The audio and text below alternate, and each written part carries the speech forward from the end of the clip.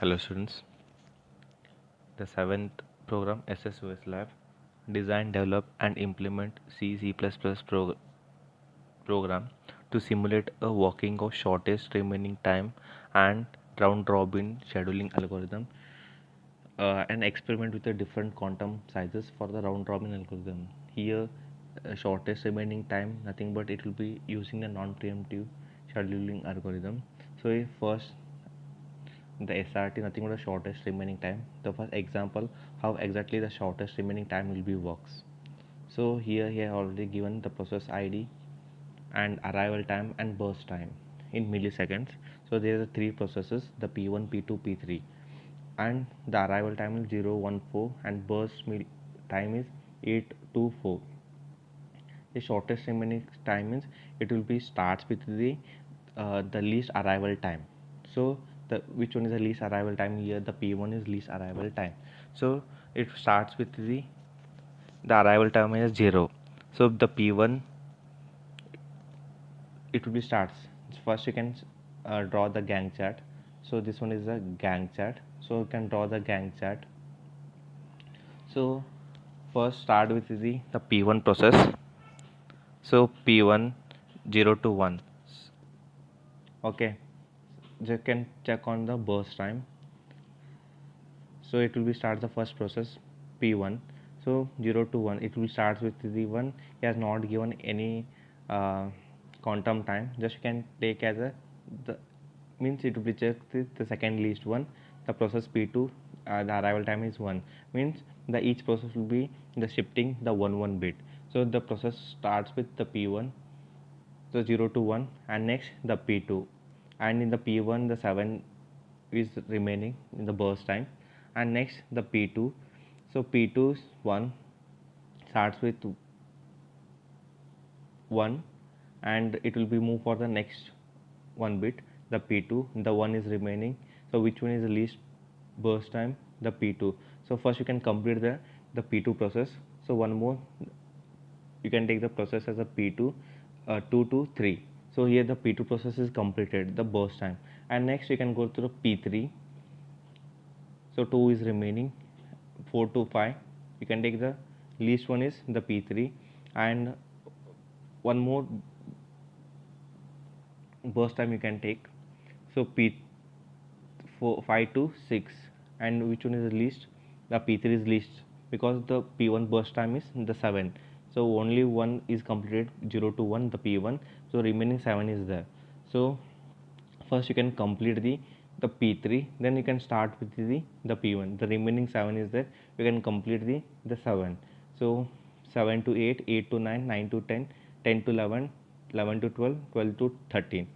So there is a total 13. The P1 is completed. So if you want, you can calculate 8 plus 2, 10, 10 plus 3, 13. The burst time is 13. The P1 is completed, uh, 13. So it will be the matching the burst time. And next, how to find out the total turnaround time? So as you can how to calculate the process is, there's a three processes will be there. Okay, the P1, P2, P3.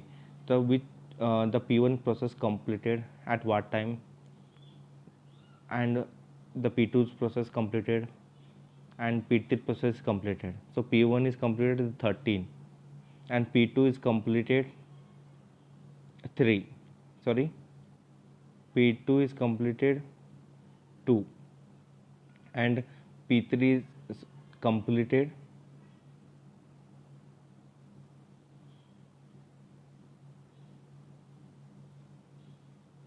3. So total it's 18 milliseconds. Like that you can find out the average turnaround time. So total turnaround time already we calculated, and the total number of processes, there are 3 processes will be there. You can divide it by total turnaround time divided by 3. So we will get the average turnaround time. Like that you can calculate the total waiting time. So 5 plus 0 plus 0.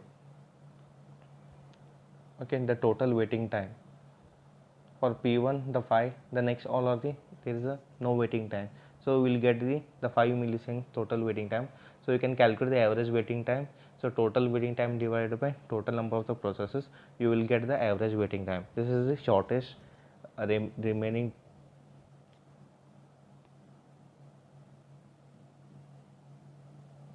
time. And next one is the round robin. So in the round robin, he has given the process and burst time.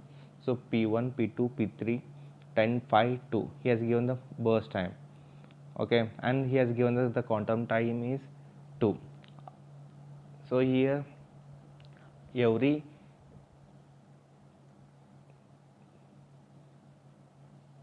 he has given the already in the burst time. So not burst time, the quantum time, the 2 milliseconds. Every 2 milliseconds, the the process will be the most. So first one is the P1 0 to 2. So P1 the remaining is 8. So P2 like that, P3. Okay, next once again you can start with the P1, P2, P3. So you can finally once again you can calculate the waiting time for P1, waiting time for P2, waiting time for P3. Then once again you can calculate average total turnaround time, average turnaround time, and total waiting time. Here waiting time I am calculated. So average waiting time. So total waiting time divided by total number of the process, you will get the average waiting time. And next one is the main code, how exactly the SRT and round robin will be works. So here I'm starting using the standard header file sta.h, and next so I'm using a struct, nothing but the structure processes. So first I'm initialize all the variables. So id, here arrival time is the burst time, and waiting time, finish time, turnaround time, and here just you can check waiting time, total around turnaround time, average time, and so these all will be there in the round robin and SRT and remaining time. And you can take the ratio for the average waiting time and turnaround time, and that process will be, so how many process will be there. So you can take all these things. And next after you can check the process, so how total number of the processes, and in form of the values, nothing but the numbers, and it will be check the present process and next process. And with help of the round robin in the RR, just you can give the some quantum numbers with, so with help of the integer he has taken, and the with help of the SRTF. So once again the main program here using the int n tq, means total number, quantum time, and choice. So you can first into the burst time and the start time, nothing but the arrival time. So just you can take as a array 10 10, and I j k, just you can represent the variables. And next print the choice. Here we are using the two programs. The first one round robin and the SRT. SRT means shortest remaining time. Then if you press on first option, it work round robin. If you press on second option, SRT will be works. If you press 3, your program will be exit. And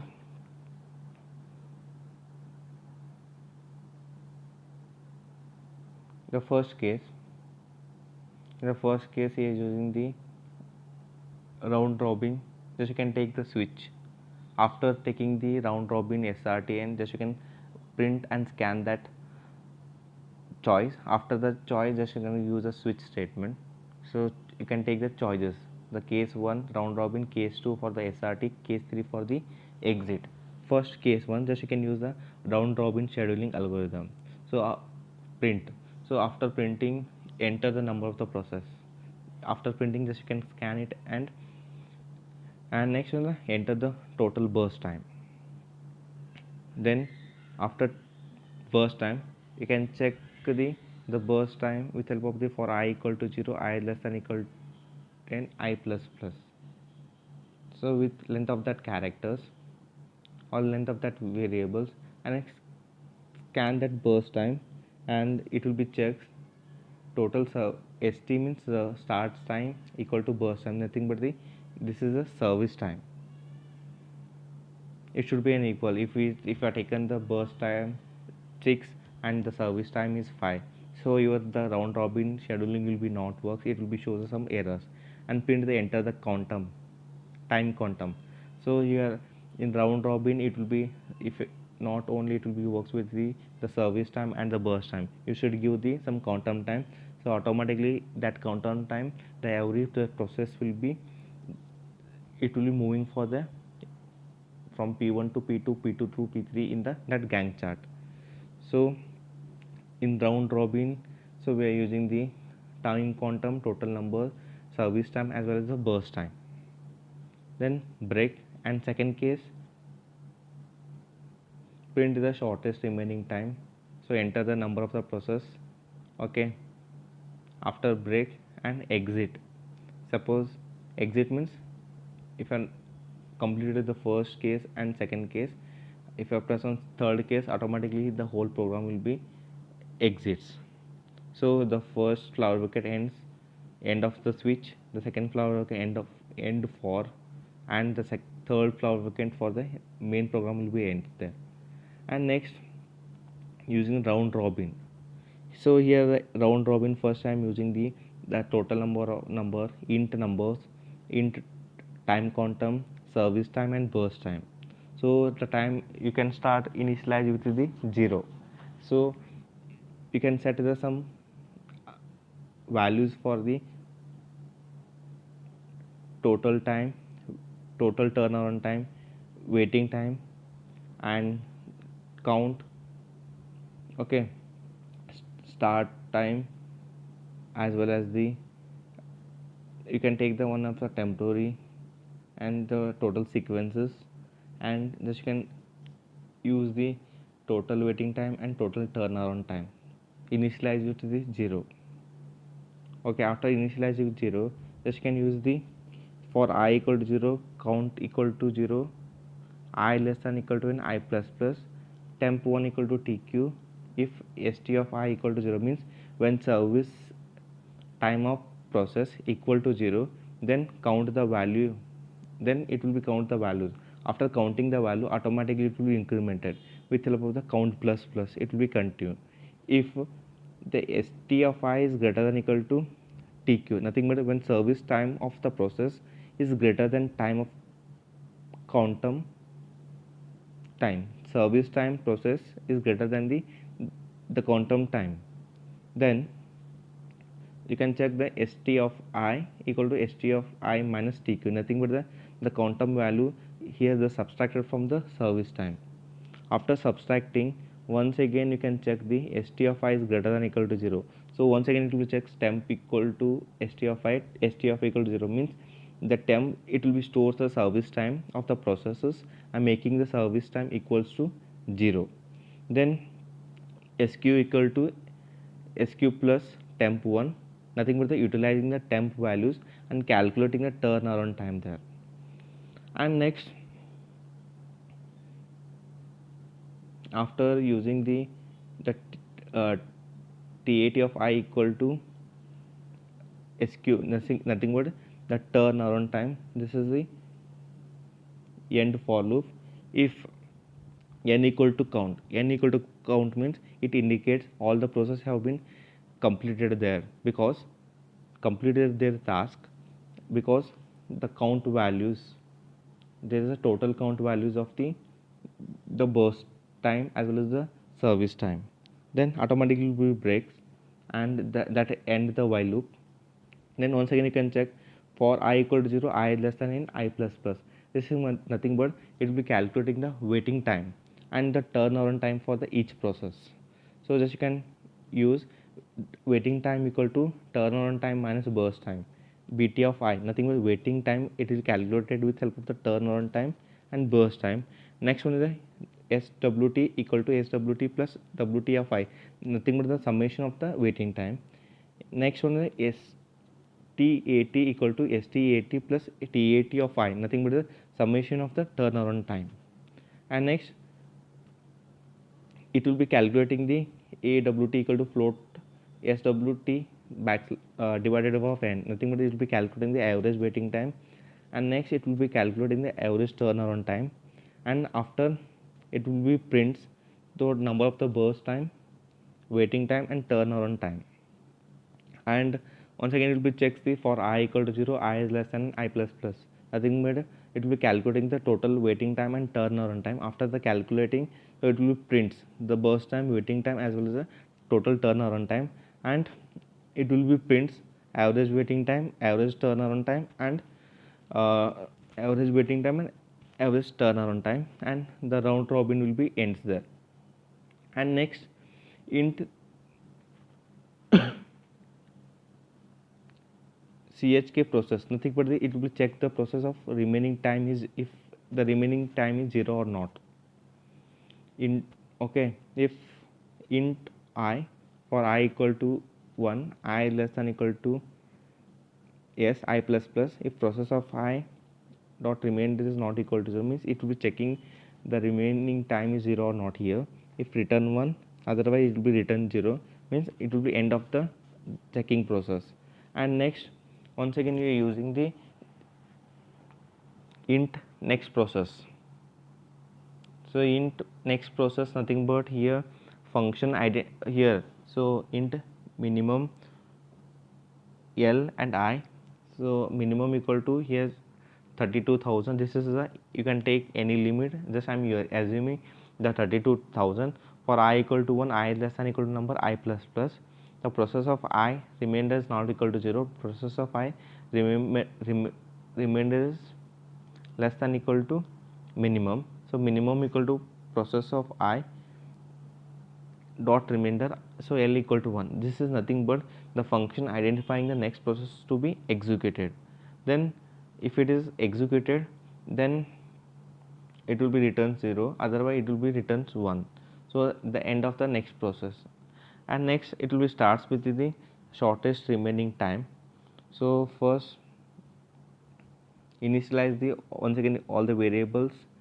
So time equal to 0 means the arrivals time starts with 0, so you can initialize time equal to 0, and just you can use the float total average time and waiting time, turnaround time and total waiting time. So it should be in the form of the fraction, so 8.2 millions milliseconds and 10 point some milliseconds, so I'm using as a float. Once again it will check for I equal to 1, I is less than equal to n, I plus plus, nothing but the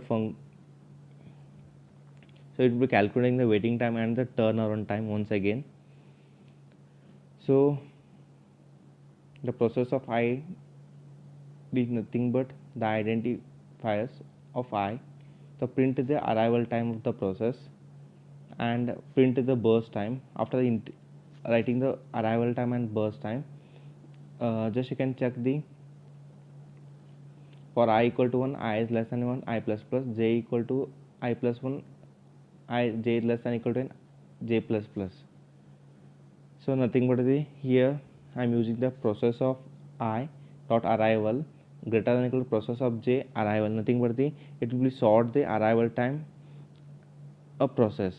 So here I am using the swapping, so temp equal to process of I equal to process of j equal to temp, just I am using the swapping method, x equal to y equal to sorry temp equal to x equal to y equal to temp, like that. So after the swapping, uh,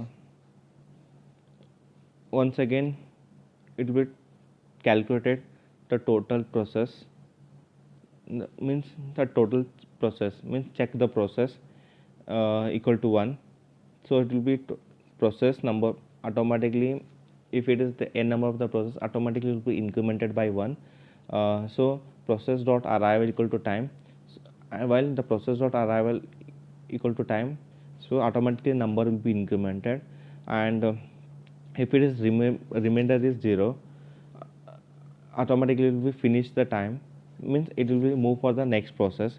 So once again, if the process of j's remainder is not equal to 0, nothing but it will be calculating the waiting time of that process. So the process of j remainder minus minus, for I equal to 1, I less than equal to number I plus plus. Here it will be calculating the waiting time of the process. Then after finishing the process for the next process, so once again, if it is the time is not within, so automatically it will be decremented with the help of the time minus minus. If it is within time, automatically it will be incremented the time and the finish that next process. And this is after printing the shortest remaining time. The first print the process of arrival, burst time, waiting time, and finishing turnaround time, and it will be prints time like that. Then the for I equal to 1, I less than equal to n, I plus means it will be calculating the total turnaround time and waiting time. The process of turnaround time equal to process of wait plus burst, it will be calculating the turnaround time and it will be calculating the waiting time, and it the process of I equal to float process of turnaround time divided by total number of the processes.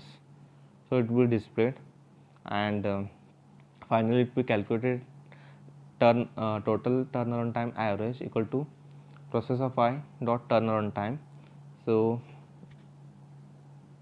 with help of the summation of turnaround time as well as summation of waiting time, and so after it will be calculate the average of turnaround time and average of waiting time, and it will be prints the average of turnaround time and average of waiting time, the end of the shortest remaining time.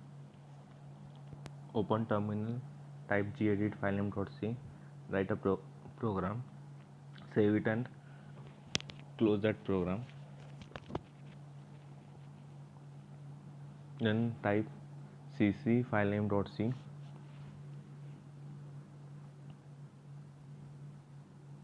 So warning is that there is no errors. /a .out. So it will be asked for enter the choice. First one is round robin, SRT and exit. So first I am selecting the first round robin scheduling algorithm. So enter the process, number of the process. Here I am entering 3.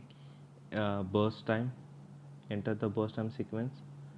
Like process is 3, so 24 3 3, and the quantum time is 4.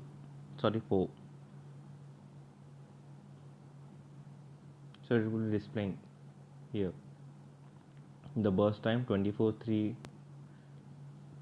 and turnaround time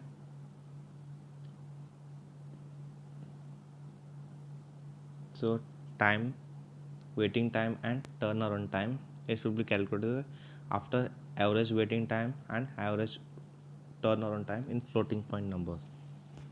And next I'm choosing the select second option, so SRT. So enter the number of process 4, enter the arrival time for the process first 0, burst time is 0 8, and second one is the 1 4. So you can enter the fourth process arrival time and the burst time. I entered 081429 and 3 5. So this one is the shortest remaining time. First one is the process ID, arrival time, burst time already I am given in the input. So this is completed the waiting finish time and turnaround time TR by TB, and finally it will calculate total average, the nothing but summation of total turnaround time, summation of average waiting time, Then you can enter the choice 3. The program will be